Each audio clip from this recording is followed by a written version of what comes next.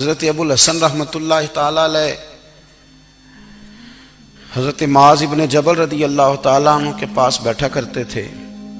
فرماتے ہیں ان سے جو پیار بڑھا تو پھر میرا مصلی سے بھی بڑھ گیا. تابعی ہیں. فرماتے ہیں صحابی رسول سے محبت ہوئی تو ذکر سے بھی ہو گئی, پھر درود شریف سے بھی ہو گئی. محبت ان سے بڑھی تو پھر اللہ نے مسجد کا پیار بھی بڑھا دیا. آپ فرماتے ہیں کہ میری ہر وقت طبیعت چاہتی تھی کہ بس اللہ اللہ کروں, بس اللہ اللہ کروں, بس نہ میں ذرا تھوڑی جان چھڑاؤں لوگوں سے, کو 10 منٹ ملے تو میں کچھ 4 نفل پڑھ لوں, میں تھوڑا سا نہ بچوں لوگوں سے, اور مجھے تسبیح ملے تو میں نہ کچھ 400-500 دفعہ استغفار پڑھوں, سبحان اللہ الحمدللہ اللہ اکبر لا حول ولا قوت الا باللہ, میں نہ تسبیحات پڑھوں. فرماتے ہیں کہ بچے تھے گھر میں 6-7, غربت تھی, کام ملتا کوئی نہیں تھا, اور میں کام چور نہیں تھا, کام ڈھونڈتا تھا, پر اللہ کی قدرت کے کام نہیں ملتا تھا. فرماتے ہیں کہ میں نے ایک دن اپنی اہلیہ سے کہا کہ آج میں پھر جاتا ہوں کام ڈھونڈنے. تو میری بیوی بڑی فرما بردار تھی, پر اس دن نہ غربت کے ہاتھوں تنگ آ کے کہنے لگی آج نانا کوئی تو چیز لے کے آیا, تو مجھ سے بچوں کی بھوک نہیں دیکھی جاتی. یہ سب روگاں دا روگ محمد جس دا نام غریبی, کنڈ بلا کے لنگ جاندے نہیں دوست یار قریبی. آج نہ کچھ لے کے آیا تو میں بچے لے کے میکے چلی جاؤں گی.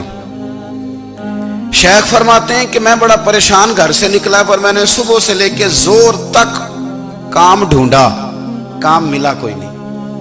تو میرے دل میں خیال آیا چلو کام نہیں ملتا تو اللہ اللہ تو کرے نا, چلو بندوں کی مزدوری نہیں ملتی تو رب کریم کی عبادت ہی کرتے ہیں. فرماتے ہیں کہ میں نے نا فرات کے پانی سے وضو کیا, نہر کے, شدید دھوپ تھی, ساتھ ریت تھی اور ریت تپ رہی تھی.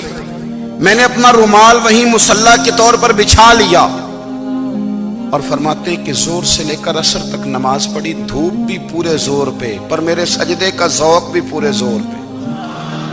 فرماتے ہیں سورج بھی چمک رہا ہے اور رب کی عبادت کا ذوق بھی پورے زور پہ. میں سجدہ کروں تو پھر میرا اٹھانے کو جی نہ چاہے. میرے استاد لکھا کرتے تھے, یہ ان کا شعر ہے, وہ کہا کرتے تھے مجھے سوز دے, مجھے ساز دے, اور مجھے نیم شب کا نیاز دے, دم سجدہ خود کو میں توڑ دوں, مجھے ایسا ذوق نماز دے. اور میں تیری بہار کا پھول ہوں, میں کھلا بھی ہوں تو تیرے لیے, مجھے میری شاخ سے توڑ لے, مجھے اپنی زلف کا ناز دے. بھائی فرماتے ہیں کہ عصر تک میں نے نفل پڑھے, دل ڈھلنے لگا, عصر کی نماز پڑھی اور میں وہاں سے چلا.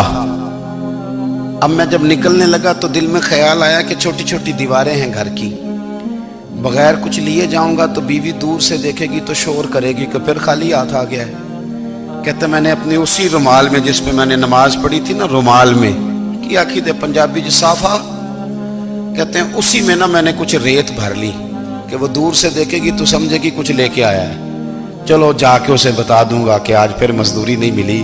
کہتے ہیں وہ ریت لے کر جب میں گھر میں گیا تو پہلے بیوی دروازے پہ کھڑی ہوتی تھی, پوچھتی تھی خالی ہاتھ آ گئے ہو؟ آج میں نے دیکھا تو ہے ہی کوئی نہیں. فرماتے ہیں میں اندر داخل ہوا, سلام لیے, کونے میں میں نے وہ رومال رکھ دیا اور میں نے آواز دی کہ بھلی مانس کہاں ہو؟ تو وہ کہنے لگی آپ منہ ہاتھ دھو لیں, میں روٹی لے کے آئی. میں نے کہا روٹی کہاں سے آ گئی, یہاں تو کئی دنوں کے فاقے, تو کئی دنوں کی غربت ہے, یہاں تو اس گھر میں تو فقیری ہے. فرماتے ہیں کہ وہ روٹی لے کے آئی اور اس وقت کی جو موجودہ نعمتیں تھیں, سمجھ لیں سلاد, اچار, ہر چیز ساتھ لائی. میں نے کہا کہ بچے کہاں گئے؟ کہنے لگی وہ کھانا کھا کے کھیلنے گئے, آپ کھانا کھا لیں آ جاتے. کھانا اس نے چن دیا. میں نے حیرت انگیز لہجے میں ساری نعمتیں اپنے دسترخوان پہ دیکھ کر کے بیوی سے پوچھا یہ کہاں سے آیا کھانا؟ بچوں کو تو نے کہاں سے کھانا کھلایا؟ یہ سارا کچھ کیسا ہے؟ کہنے لگی پتہ نہیں آج آپ کس کریم کی مزدوری کرنے چلے گئے تھے, پتہ نہیں کس کریم کی. میرے گھر میں تو اتنی نعمتیں آئی ہیں کہ مجھ سے سنبھالی نہیں جا رہی, اتنا اناج ہے, اتنا گندم ہے, کس کریم کے دروازے آج چلے گئے تھے؟ یہ کہتے کہتے وہ اٹھی اور اٹھ کر کے کہنے لگی پہلے بڑا کچھ آیا تھا, اب کیا لے آئے ہو؟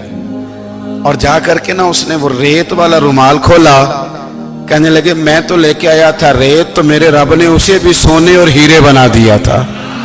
جب آپ کی توجہ اللہ کی جانب، میرے نبی پاک صلی اللہ تعالی علیہ وسلم نے فرمایا ہر چیز اپنے رب سے مانگ، ہر چیز مانگ، ہر چیز مانگ۔ یا رسول اللہ کیا کچھ؟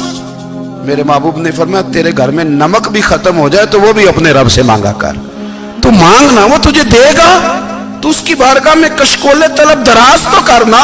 اور ترمذی شریف میں عجیب لفظ ہے، رسول کائنات نے فرمایا، رب کریم فرماتا ہے جب میرا بندہ ہاتھ اٹھاتا ہے نا تو مجھے حیا آتی ہے کہ میں خالی کیسے لوٹا دوں اس کے، اتنے بڑے بادشاہ کی بارگاہ میں۔ او بھائی، لوگوں سے عزتیں تلاش کرتے ہو تو وہ کیا تمہیں عزت دیں گے؟ وہ تو کل اچھا کہتے ہیں پرسوں برا کہنے لگ جاتے ہیں۔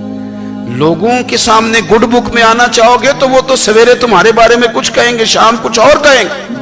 اپنی روحانی زندگی آباد کریں، اپنے مسلح کو وقت دیں، اور دنیا سے چھپ کر اس موبائل کو بند کر کے اور اپنے آپ سے بھی چھپ کے اور تنہا ہو کے چھپا کے سارا کچھ اپنے آنسو اپنے رب کی بارگاہ میں پیش کریں، اس کے حضور حاضری دیں۔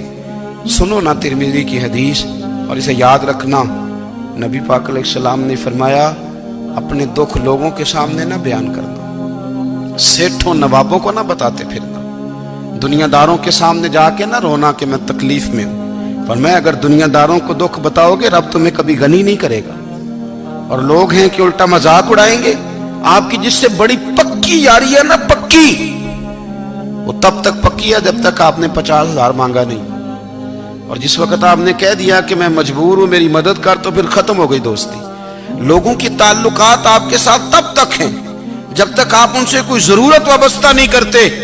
کریم محبوب فرمانے لگے بندوں کے سامنے دکھ نہ بیان کرنا، اللہ تجھے کبھی غنی نہیں کرے گا۔ تو اپنے دکھ اپنے رب کو بتا، تو دعائیں مانگ، تو اس کی بارگاہ میں حاضر ہو، تو اس کے حضور عرض کر۔ فرمایا اپنے دکھ اپنے رب کو بتا، وہ جلدی کرے یا دیر سے کرے تجھے ساری دنیا سے بے نیاز کر دے گا، تجھے کسی کا محتاج نہیں رہنے دے گا۔